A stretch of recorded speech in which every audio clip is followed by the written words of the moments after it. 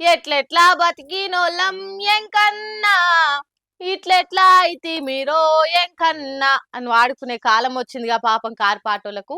ఓ దిక్కు బీఆర్ఎస్ ను బీజేపీలో కలిపేస్తుర్రు అనుకుంటే ఇనొస్తున్న వార్తలతోనే గులాబీ నేతలు అగులు బుగులు అవుతుర్రనంటే మీదికెళ్ళి ఇగో ఇట్లా పెద్ద పెద్ద లీడర్ల మీదనే కొత్త కొత్త కేసులు కూడా పడుతున్నాయి పాపం.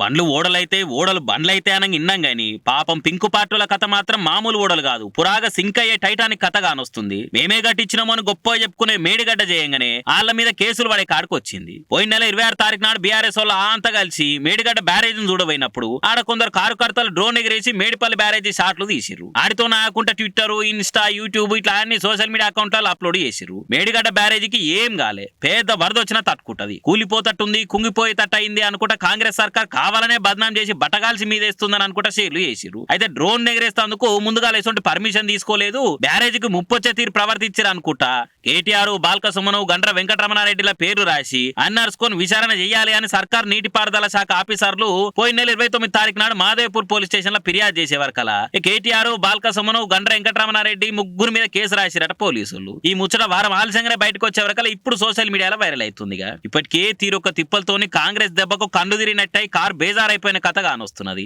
అది చాలనట్టు మీదికెళ్ళి కొత్తగా ఇటువంటి కేసులు నెత్తి మీద వేసుకుని ఇంకా గాసారం గంగల కలిసి తిప్పలు వచ్చి పడుతున్నాయి పాపం. మరి ఈ కేసు ముచ్చట రేపు ఏం దాకా పోతుందో ఏమో చూడాలిగా.